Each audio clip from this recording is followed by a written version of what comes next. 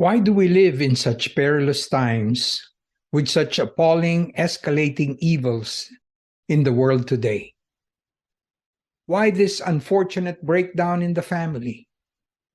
Family and home life, the foundation of any flourishing civilization, is falling apart.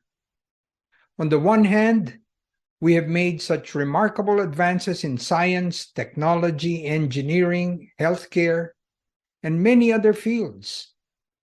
We have developed intricate and specialized computer systems, harnessed the power of the atom, sent men to the moon and back, but we have not managed to solve many of the problems that continue to plague our society today. In spite of all the astonishing breakthroughs that have resulted in great material progress and improved the world's standard of living, much of the world still lives in poverty and squalor. When there seems to be no end to man's inventive genius, why can we not solve the problems that prevent us from living together in peace and harmony and prosperity? This is certainly the great paradox of our day and age. What is the cause for all of our troubles? Why do we lack the know-how to solve these problems? To find the answer, we have to go back to the very beginning, to the incident at the Garden of Eden, and these two special symbolic trees, the tree of life and the tree of the knowledge of good and evil. God had created the very first humans, Adam and his wife Eve, and God told them they could eat the fruit of every tree in the garden, every tree except one. That one, the tree of the knowledge of good and evil. Because if they ate of that tree, God told them they would surely die. But if they chose to obey God and take of the tree of life, they would receive his gift of eternal life. So there was their choice, life or death.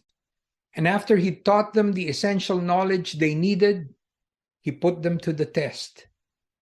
Their choice would impact, for the good or the bad, the lives of every man, woman, and child who would descend from them.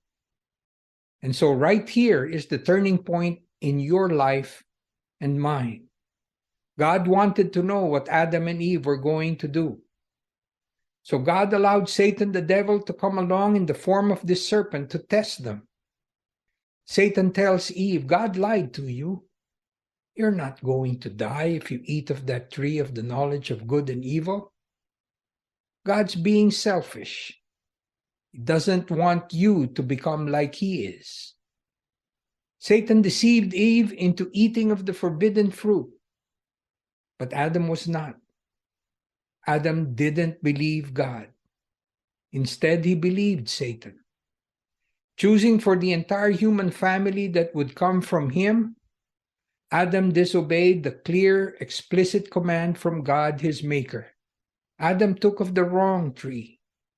He rejected the tree of life, which would have given him eternal life. In effect, this is what Adam told God. Look, God, I want you to get your nose out of my business. I'll do as I please. I'll decide what is good and what is evil.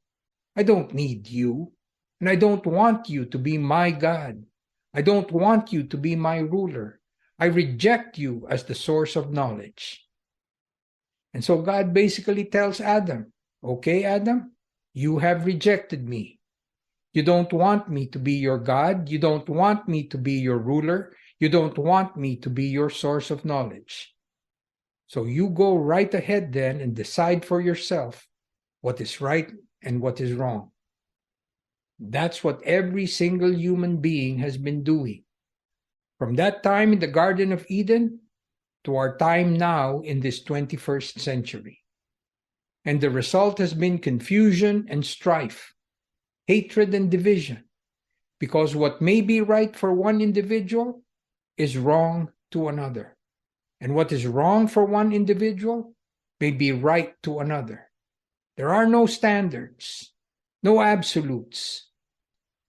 When Adam and Eve rejected God and God's law and went Satan's way and chose that way, they cut themselves off from God. So God banished Adam and Eve from the garden. He immediately closed up the tree of life and shut it off from mankind. God sentenced all humanity, the children of Adam and Eve, to 6,000 years of being cut off from Him. And the world has gone on in that hapless condition of being cut off from God. It does not know God. God is allowing a rebellious human family to learn the painful lesson that man's ways have produced only the colossal woes, the misery, the heartache, the injustice, and the suffering in this world today. There is a way that seems right to a man, but that way leads ultimately to death, with trouble and affliction, heartache and pain along the way. But wait, it's not all bad news. There's good news. God isn't going to allow evil and human suffering to continue. You see, God has not abandoned mankind.